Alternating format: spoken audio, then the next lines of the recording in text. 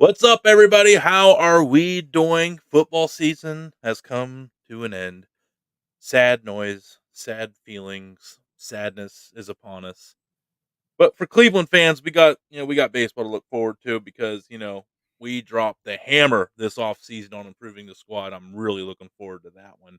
Blue seats. Blue We- seats. that don't match the team color, but what do I know? Um, And Austin Hedges, come on.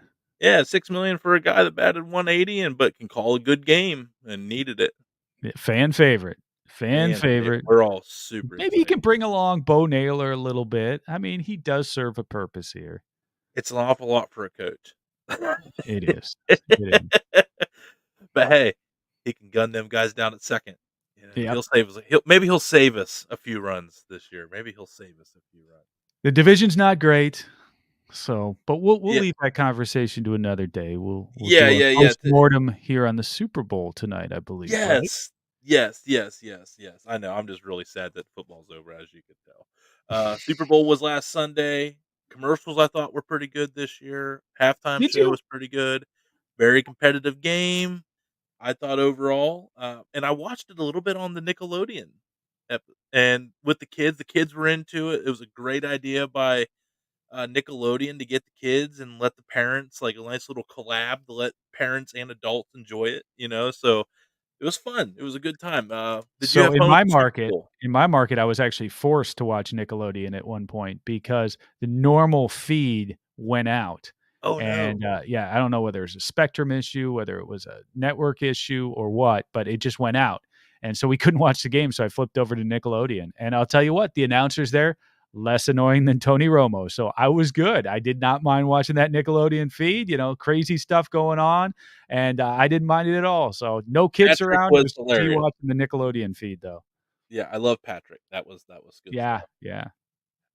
No, but everyone, again, I guess we've been doing this long enough where I just assume beside me, the man in the garage beer hoodie, which I know is the softest hoodie he owns, It is very is soft. Chris Reflog McNeil of the Big Play Network, and we're thankful again for him joining us this playoff season. Thank you, Chris. This has been a lot of fun. But yeah, we had a lot of prop bets. We were tied 6-6 going into the Super Bowl. We couldn't have it. How about that? So I think we're gonna just go ahead and dive down into this here. We'll start out with the rushing. We start out with the rushing. We had Brock Purdy, 12.5 points, and Pacheco, 67.5 points on this one. Starting out with Brock Purdy, we both went over at 12.5. And he hit under Brock here. Purdy had 3 for 12.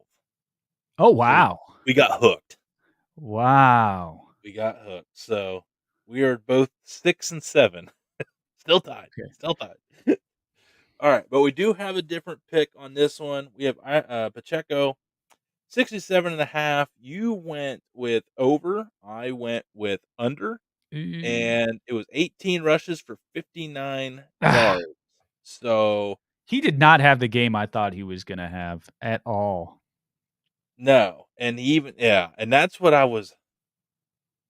I've got very little right, but I did nail that one. I was like, You did. in big games, they seem, and it was Mahomes and 9 rushes for 66 yards. So Yeah. Mahomes on his feet was the option there, and The and they had a the couple, the yeah, majority of that there in overtime on that last drive there, that was absolutely huge. He started activating those feet, and all of a sudden, they started to really move the ball. yeah, and I called. Now I was way off. I said like, yeah, Clyde Edwards-Helaire. Every once in a while, he'll sneak in like 9, 10 carries on a big game. He had 1 carry for 0 yards. So let's not call me Nostradamus just yet. It All right. happens to the best of us, right? Hey, a win's a win. I don't care what happened as long as I get that dub and that little beer money, garage beer money. All right. One thing I don't know if the heads or tails. I went tails never fails. You went heads. I'll have to Google It was heads. It was was heads. it. And we're back to I'm time. pretty darn sure it was heads because the guys from Barstool went with you and bet a lot of money for tails. I think they lost like 10 grand or something right there, right off the bat. Uh, it doesn't.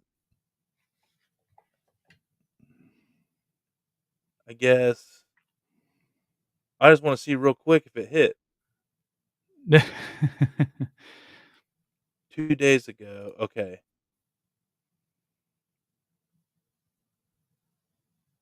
Oh, come on.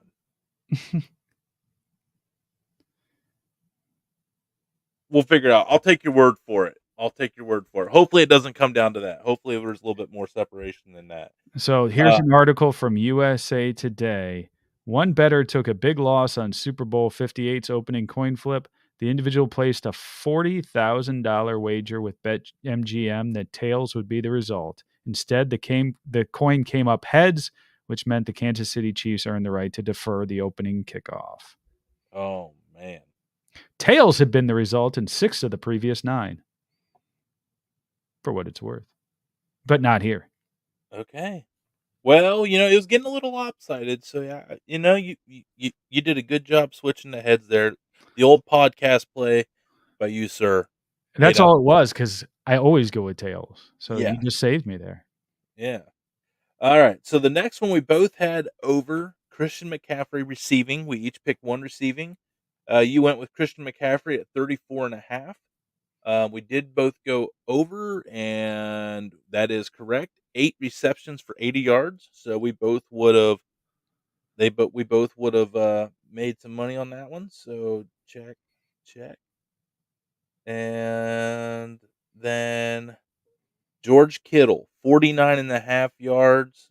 You went under, I went over, and George Kittle had 2 receptions for 4 yards. I was gonna say, I think the under hit on that one. Yep, and so I'm getting smoked right now. You're on a 3 you are, 3 in a row right now on that Ooh-wee. line here. Yeah, and old Tony over here with I should 1. have had See? all my money following my bets on this show. I know, man. Well, we're gonna keep it rolling here. Pat Mahomes, 261.5. You went over, I went under, and he had 250 something, right? 333. Oh, 333. So, I'm you're thinking 4 in a row. 30. I'm reeling. It's not good. Not looking good. We're on a roll. So, Purdy, 248.5. You went under, which that was a loss. 255, I had over. Okay. I did get 1 back there. So, yeah, that was, I think it's gonna be short-lived here. I got 1 on you here. It's like me golfing with a good golfer. Like, I might get 1 hole here, but you're probably gonna get the other 17. So let's I'm just on keep a it. roll. Let's I keep it. felt it this run. You did. You did.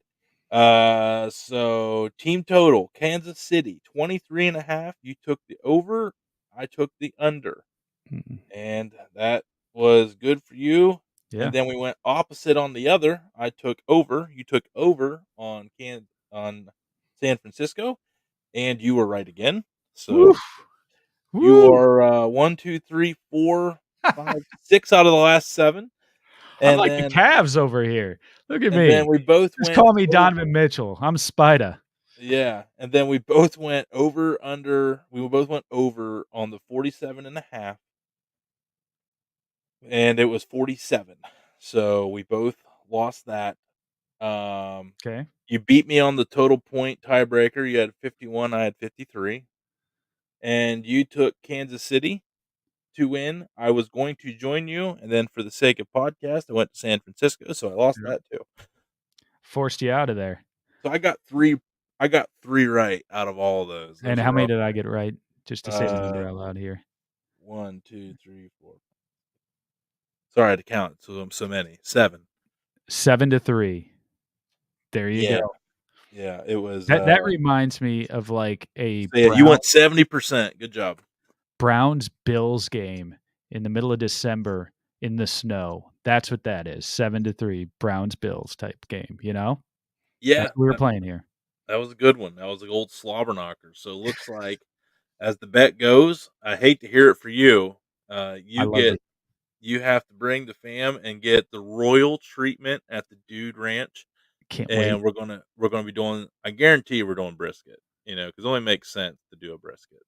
We'll have to do a home and home. We'll still make it a home and home. We'll still We'll make have it you home down. home, but I'll pull out all the stops. Like Ah, yes. I'll go bigger. We'll go bigger. We'll make a video out of it. Like I All right. suck at football. Time to pay up and host the reflogs. Man, oh man, I hit those prop bets pretty hard there. Yeah, That that was saved me good. at the end, the prop bets. Just like anything else, that's exactly what the way my betting slip went for the Super Bowl because I ended up winning a little bit of money, but it was mostly on the props. I had the game going to overtime. That was a prop for me. I had, Kansas City on the money line. That's not a prop, but I got a little bit of money there. And then I had just some random ones. Um, Kelsey not scoring a touchdown. There was something else in there. But, just little things that kind of added up at the end where I didn't hit anything big, but I just got enough that, made it worth my while to put some money down on the Super Bowl this year. So I that wonder felt pretty what a good. I wonder if there was a prop bet that was someone to throw a touchdown that wasn't Purdy or Mahomes. Yeah. Yeah, that would have been good right That there. would have been a juicy one, man. That I'm would have been sure a lot really of people had the receiving end of that with Christian McCaffrey, but, yeah, that was a I'll tell you what, that was one of the innovative play calls that was pulled out in that game that's gonna get forgotten because of Kyle Shanahan, because I thought, he had some great play calling throughout that game, but so much of it is overshadowed by people questioning what he did in the overtime period, and Oh my god, analytics is under attack right now, man. yeah, and the fact that half the team came out and said they didn't understand overtime rules for the playoffs, that doesn't help you as a leader of an organization. Yeah, can we John Lynch looked very like he was keeping his mouth very tight-lipped in that presser. That He looked like a very awkward, tense presser. he seems like a very, very serious man. Yeah, any guy that comes up with that elaborate of a PowerPoint presentation to get out of a team in his contract is, Yeah, it's probably intense. You gotta get into a weird place. that's You very have to true. get you have to escape this world sometimes to get on to get Eh, in the that the ownership place. of the Browns might tend to do that to you. Yeah, yeah. I mean, we've seen the rumor mills of what that environment was like, Right? Mister Cashew shells. Um, but no, overall thoughts on the season in general. I mean, it was a good one for Browns, but I liked that there wasn't really a clear cut favorite the whole season, and I thought it really like Philadelphia. We thought they're a team to Yeah. beat, team to beat. They faltered. We thought Baltimore, team to beat. Then they kind of would have a couple, rough. I guess they were probably the clear cut most, but even they were never like, this is the absolute team to beat. It's a juggernaut. I feel like there was a lot of everybody had a chance in the playoffs, and I thought there was a lot of teams in the playoff race till like 3 games out, sometimes even 2. I think even 2 weeks out, there's only like 8 or 9, 10 teams eliminated already. Like, I mean, so it Yeah. was a really competitive season. What say you on this, on Yeah, I'd this agree stretch? with you. I mean, Roger Goodell today has got to be sitting back and being really, really happy with the way that whole NFL season unfolded. The whole league sets up for teams to basically be at 500, right? So everybody's got a chance. That's what you want. That's the way the draft gets reversed every year with the worst teams picking first, and the schedules get set up so that the worst teams get a chance to play the easier schedules. So you're trying to buoy up the bottom of this of the NFL, and then at the top they're going to play each other, so they're going to kind of beat each other up. So I think that this is exactly the type of season that they envision. When you have 17 games, you want to have 17 competitive games, and for the most part, the Browns didn't have to do much week 17, which is really a weird place to be in. But there were a lot of meaningful games during that stretch and during that last week of week 17.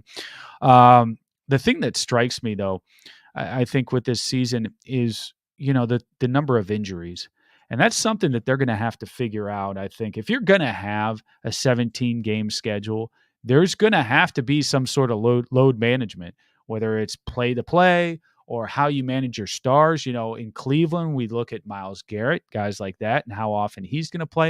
And I think there's going to be some models that come forward in the next few years of how best to play your players so that you're treating the NFL season even more of a marathon than what it was before.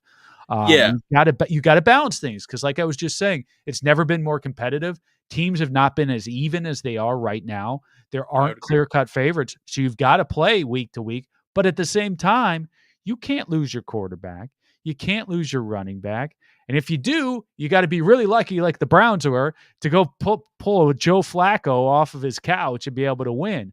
But generally, you aren't able to do that and make it in this league when it's as competitive as it is. So you got to figure out a way that you've got a training staff that's behind you that's really good, and you've got coaches that really are in tune to what each player's needs are. Because you even saw it in the Super Bowl with guys running in off the sidelines and pulling his ACL. It's just I think there's just a lot of football. You start playing football in July, you end it in February. That's a lot of months of just intense pressure on your body that you've got to be able to overcome as a player and figure out. And I think it's kind of a new world, and we'll see the way this thing spins forward. Whether I think you've also, quite honestly, got to get rid of some of these preseason games. I mean, you don't have your stars playing them in them anyway, but it's just another time for some of these guys and some of your depth players to get hurt. And I Right. think really you got Or to your go high drafted rookies that are trying to get some, what they exactly. feel is meaningful reps, but it's like, man, in a 17-game season, like, you're gonna figure it out, man, and Yeah, yeah, and I this is agree where I with you. think and I agree with you, and I do think, this is where analytics for the naysayers can actually agree that there's some Yeah, benefit. If you are playing a team that is absolutely atrocious at tackle, like, when Miles analytics show our 2nd and 3rd stringers are gonna have a pretty good shot against these guys. yeah, Like, all right, maybe we give Miles this game off, you know? And I'm just saying that as like, in relation to what we go through, and you could use that for TJ Watt, because TJ Watt's a guy you definitely want to start being like, look, we want this guy playing, yeah. that many games for the playoffs next year. So there's a lot of things that I think analytics can help with this to add on to your point there. So I do agree. And you Um, know who's really good at this stuff? And, it's kind of funny because this guy is in Ohio now, but he's not with either of their professional teams, and that's Chip Kelly. Chip Kelly's been all about, nutrition long before, and not long before, because people have been all about nutrition for years and years, all my lifetime. But he's really about body monitoring and monitoring, recovery and things like that. I know he's brought a lot of that to Ohio And that's State. what That's something honestly, that I heard that was, like, one of his downfalls at Philadelphia is he was telling these dudes what they could and couldn't eat, and they're like, and "Bro." professionals don't like that. Yeah, Don't they're like, like that. "Yeah, bro," A like, and I think he may be a little ahead of the curve, but I think that's really where the league is going because these professionals, they might not like it, but they'll like it if they have a longer career and they can make money for more years and things like if you can see the vision, now maybe he's gotta dial it back a little bit and you're gonna find that middle ground with everything, but I think that's the way this league's gonna be going because everybody's gonna be looking for an advantage, and one of the advantages is having all your players, your rostered players on the roster and able to play every given Sunday. And if you're doing the right nutritionally, you're doing the right things, getting yourself stretched out, ready to go, your sleeping patterns correct, all that garbage where 20 years ago I'd have been saying, what the hell are you talking about? We're talking about football. You go out there and you beat the hell out of somebody, you go have a beer afterwards, and then you go yeah. and do it again next Sunday. Well, I'm sorry. The game is not about that anymore. You may find Well, those one off players who can do that and maybe a few kickers. But outside of that, man, this is a long haul, and you've got to have your body really primed to be able to do this on a week in, week out basis, I believe. and without getting too deep in the weeds and out kicking my coverage here, no pun intended, but a little bit, the game has changed. We're not dealing with, it used to be Bruno on the street corner, the big kid. He was just bigger, badder than everybody. That was good enough to get to the NFL. Now you're dealing with literally human freight trains that are trained to be the like top half percent in the world of like speed, burst. Like there's so much more torque on these guys' like knees and joints than what there was 50 years Yeah. ago.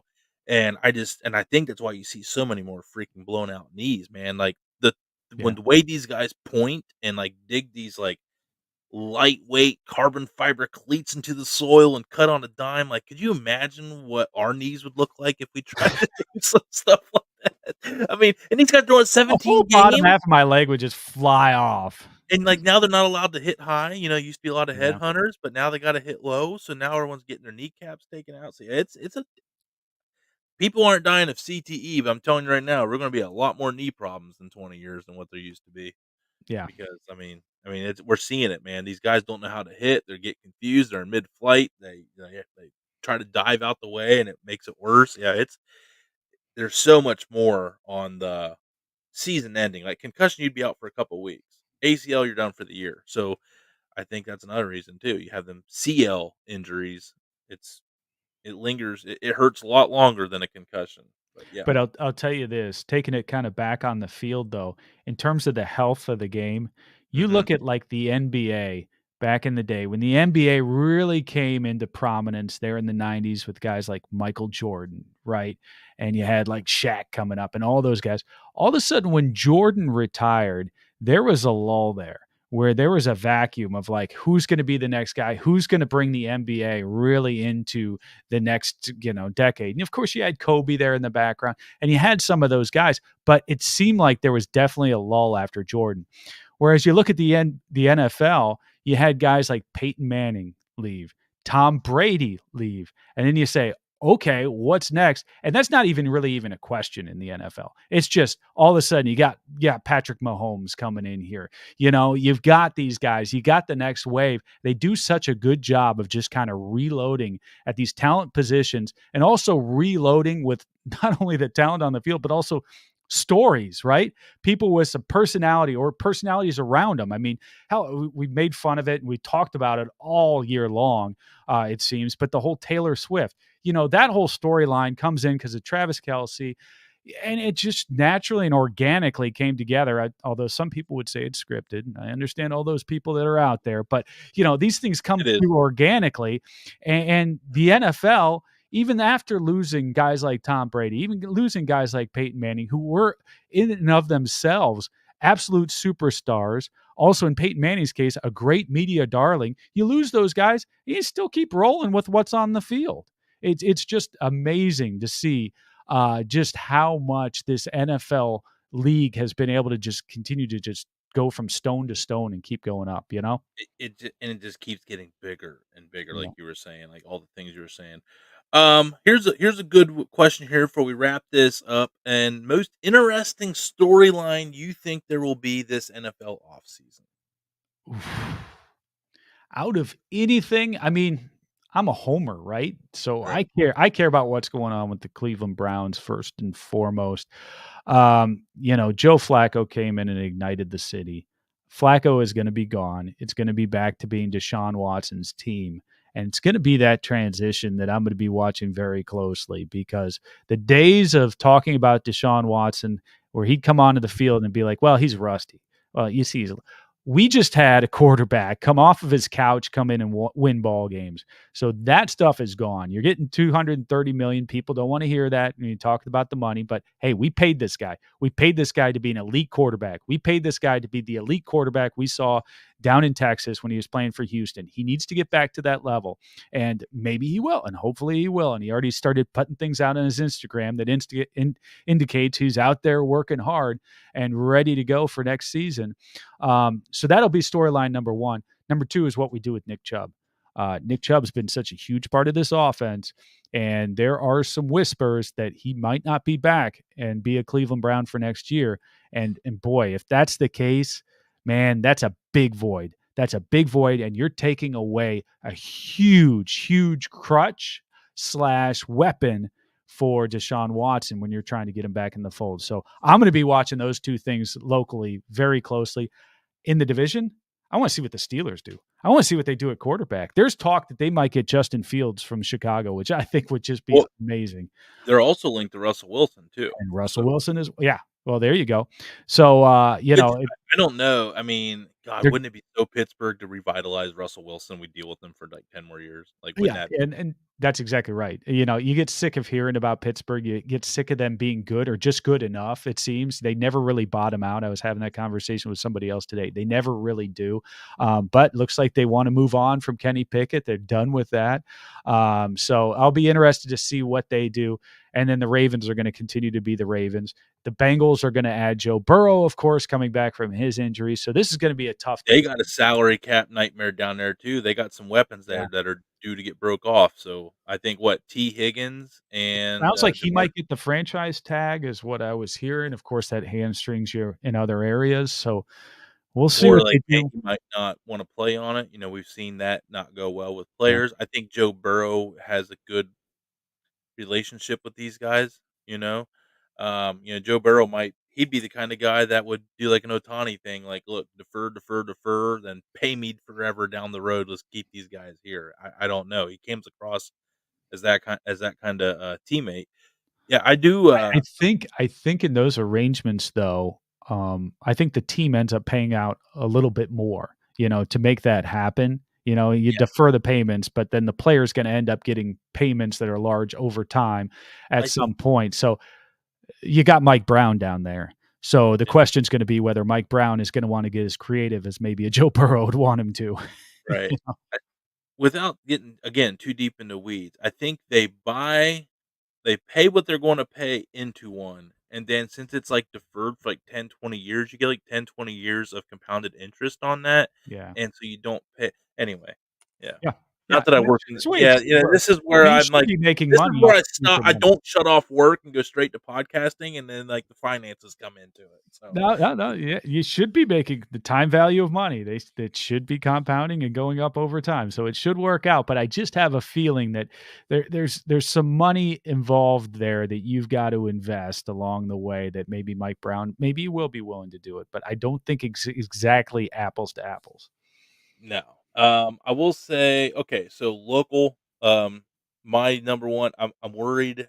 Is there a way they can keep the band together one more season? Are we at least going to get one season of Miles Garrett, Nick Chubb, Amari Cooper, Deshaun Watson, all on the same team for a full season, and what's going to happen? So, are they going to be able to work out the $16 million? Jerome Ford showed he was pretty good this year, so maybe they feel, there's so many running backs that are going to be available that are really good that are going to be cheaper than 16 million. And also, yeah, so I'm curious on how that plays out division wise. I'm with you on that. Um, I'm curious what Baltimore's offseason looks like. I feel Right. like I don't know what they have coming up or do. I know they got the Lamar situation. I mean, OBJ had a good season. Does he come back? So, yeah, Pittsburgh's going to be wild. And then nationally, what does Kansas City do to make it a three-peat? How many guys come? How many guys leave? How many guys take a hell of a pay cut to try to get that three-peat, be a Yeah. part of it? I don't know their situation either, but they still got. God, they did this without a good receiving core outside That's of. what I was gonna say. They need to upgrade that receiving core, you would think. Of course, hey, we're talking about a dynasty now, right? And one Yeah, of you have to. the last dynasty we had was the Patriots. And every year you'd say, "Do they have enough in that receiving core?" And the answer was generally, "No, no, they don't," but they'd still get it done. They'd still get it done year after year. I mean, they Yeah, I had mean, I'm Randy sitting here Moss, looking. and They outside had of Randy Moss, they made it work with slot receivers and tight ends. they had 1, 2, 3, 4, 5, 6, 7, 8, 9 different receivers with catches, and not a single one of them had one catch. Wow. So they had 9 players with receptions, all of them with multiple receptions. And then a And 10th guy, some guy named Richie James who had a target. And that's something we found, we would do this on our show back when we had Baker Mayfield, and we'd look at the number of targets and the games where he would play and the Browns would win. You would have something like 7 plus targeted receivers between running backs, tight ends, receivers. If he's hitting 7 plus, then he is rolling and the Browns are rolling. So Kansas City has a very, very similar recipe there. Yeah, God, just give us 1 year. God, just give us 1. Please, God. Just this one. No, I'm excited. At least we had a month less of an off season this year, I feel like the next season's already upon us, where it's mid-February, and we're just now starting to worry about the off season. We don't even, So like so so so you don't take any time here to just kinda take a breath, say, "Okay, football's off my plate now. I'm gonna catch a little NBA action. I'm gonna get ready for spring training that's now in swing. I'm gonna get ready for the Guardians. I'm gonna get ready for whatever team you're out there rooting for." You don't take any time at all to look at the other sports and just take a breath and take a break from football, huh? well, I just take a break from sports in general Ah, sometimes. yeah. I mean, I guess I have sworn to myself, I am bitter Cleveland baseball fan. I am God very bless you. bitter. God bless Yeah, you. you probably felt that a little bit. I feel. Um, but on the Cavs, Have you see, the seen the problem with attendance? so There's a here's the lot of problem, I bitter have baseball YouTube fans. TV, and I can't watch either of those sports, like, regularly. Yeah. That's the tough So part. They gotta it's fix but that. so tonight the Cavs are playing the Bulls as we're recording this, so it's 7:30 ESPN, so I do get to watch the Cavs game tonight, and I do plan on watching it and playing a little Donovan Mitchell total points over. And, yeah, I mean, so I will get into the Cavs here. I'm really excited. I really do like this core. I like they drafted half of them, and a lot of like Garland and Mobley and Yeah. Okoro are their guys. I'm glad that they did it their own way and they didn't You have. like seeing that, right? Yeah, With the way they're the our NBA guys. is. That's why you like the Cleveland baseball guys too. Like they're our guys. Yeah. We Yeah. developed them. That's right. This isn't you go out and get all-stars and just, play Pro Bowl or play All-Star game and just put them into a team and then start rolling them out there. We've developed these guys. These are guys we've acquired through trade or we drafted them. And you're starting to see them come together, and it's been fun. It's been a lot of fun this season. It was fun last season. Hopefully, this season ends a lot better than it did last year because boy, oh boy, it came to a very sobering end very quickly there against New York in the playoffs. And it's looking like that matchup could happen again. Like, Yeah. it could easily be, and I think the Cavs have Expel the never. demons. That's the way you want it, right? Yeah, I mean, let's get it because 'cause they've never beaten the New York Knicks in the playoff series, so it's gotta happen at some point. This is exactly what I was saying in the mid 80s with the Browns. Give us Denver again. No Yeah, way we screw up again. no way a third I haven't time. learned a damn thing.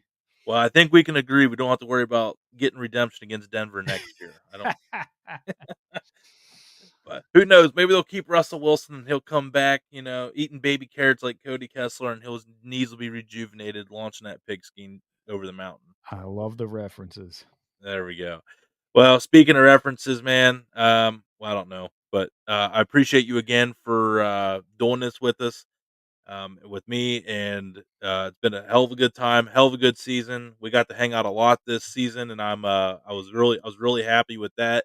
That was a highlight, getting to enjoy it with a new network of new friends, and appreciate all your hospitality. And I know we're going to keep doing these things. Looking forward to warm weather so we can get this home and home barbecue in and That's watch what a I'm little talking about. and watch Austin Hedges hose down runners at second base, baby. I'm jacked. I love it. Well, you were thanking me. Thank you so much. This whole season, all the food that you'd provided, I tell you what, you come out to the tailgates, bring out the grill, and you make food an event. And that says something. Not only is the food fantastic, but the stories around it, the way you kind of weave it into whoever the Browns are playing for that week and drum up excitement for these meals has just been fantastic. It's been fun to watch all year, and it's been even better to eat. So, thank you so much, my friend, and I look forward to more of this season and this upcoming season. And I can't wait to come to your house, and I can't wait to eat some fabulous food up there this summer when it's going to be nice and warm outside and we can eat some food that's bad for us. And I look forward to that. And I'm sure Grady, my son, is out there and he's nodding along to this saying, yeah, Dad, because Tony Lane happens to be his favorite personality out there. And I'll tell you what, you will not cook for a happier mouth than what you will for my son. I'm excited, man. I hope the whole family can make it too. Yeah. But yeah, dude. It was so much fun. I had a lot of fun. I was excited at the end of the season to be done with the team. I was running out of recipes down the stretch, but we made it. We made it. That one where I just did like a cocktail. That was Tony. Like, Nice. yeah, I'm cooked out for the Mailing it in, mailing it in this week. But just like we no, did against the Texans. oh, too soon. God, I didn't even think about that. The whole show, I didn't even think about that game. Oh, Oh, you terrible leave it person. to me. I Leave love it it. to me to I make you love feel a little worse when you get off than when you started. it. All right, everybody. I don't know when we'll do this again, but I'm sure at some point in time next season we'll get into some stuff here and we'll come up with something, I'm sure. But until the meantime, everybody, check out Chris on uh on the Big Twitter at Play, Reflog 18. bigplay.com. I was trying to put Big Play Cleveland, the Nice. Reflog show on X. Yes. Big and then or watch them on TV, Bally Sports, Great Lakes. Yeah, congrats on staying with the old Maverick up there. So the show. When is your show on Bally Sports? When can people watch the Reflog show on Bally Sports? All over the place is the answer. So once you find it once, hit that record button so it records them all and you can catch it because it'll be anywhere from 10 a.m. in the morning to 2 a.m. to 8 o'clock at night. It moves around every single Okay, week. So just look for it. The Big Play Cleveland show, or any of our other fabulous shows, by the way, on Bally's. We've got the Bobby Carpenter show, the Booby Gibson show. We've got Josh and Maria Cribbs show. We've also got Come Get Some with Greg Williams and his son Blake. So you got all kinds of options there on Bally. So check all of those out. and they're all good shows with good people. Love them all. The Big Play is definitely part of the Dude Network. Hey, I So appreciate that, my friend. let's go. Hey, we're always growing. Now let's get on to keep on glowing. I don't know what the hell that means, but everybody in between,